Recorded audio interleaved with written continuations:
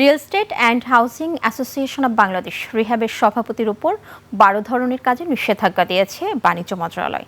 এ সংক্রান্ত অভিযোগের শুনানির জন্য ৩০ জুলাই দিন নির্ধারণ করা হয়েছে। অভিযোগ নিষ্পত্তি না হওয়া পর্যন্ত বিরোধীয় বিষয়সমূহের কার্যক্রম বন্ধ রাখার জন্য রিহ্যাবের সভাপতিকে নির্দেশনা দেওয়া হয়। আরও জানাচ্ছেন সমর ইসলাম।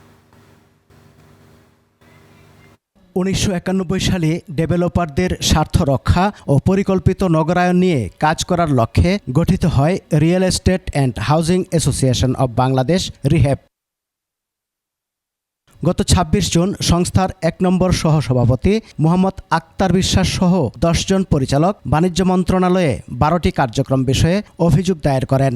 সেগুলো হচ্ছে বোর্ডের অনুমোদন ব্যতীত রিহ্যাব তহবিল হতে ২ কোটি টাকা ব্যয়, রিহ্যাব স্ট্যান্ডিং কমিটি ও রিহ্যাব কমিটি গঠন সংক্রান্ত অনিয়ম, এজিএমের স্থান ও তারিখ নির্ধারণ এবং উত্তরা রিহ্যাব সেন্টারের জমিতে রিহ্যাব ভবন উদ্বোধন, রিহ্যাব কার্যালয়ে কর্মকর্তা কর্মচারী নিয়োগ ও চাকরিচ্যুতিকরণ, রিহ্যাব অফিসের গোপনীয় তথ্য প্রকাশ, রিহ্যাব সামার ফেয়ার ২০২৬ আয়োজন, ক্রয় সংক্রান্ত স্ট্যান্ডিং কমিটি বিলুপ্তিকরণ, সরকারি পর্যায়ে বৈঠক ও প্রতিনিধিত্ব, সভাপতির পক্ষাবলম্বন করে পরিচালকের সাথে অসদাচরণ, মেম্বারশিপ ডেভেলপমেন্ট স্ট্যান্ডিং কমিটিতে পরিচালকবৃন্দকে অন্তর্ভুক্ত না করা, সিনিয়র সহসভাপতির অনুপস্থিতিতে সহসভাপতি এককে দায়িত্ব প্রদান না করা এবং পরিচালনা পর্ষদের সভা ও সিদ্ধান্ত গ্রহণ সংক্রান্ত বিষয়।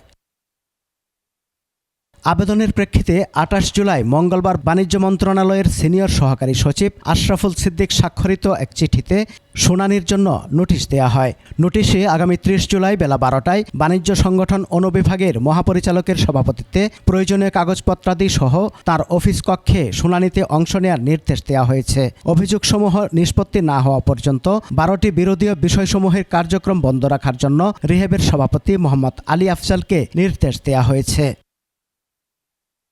সমর ইসলাম, ২১ টেলিভিশন।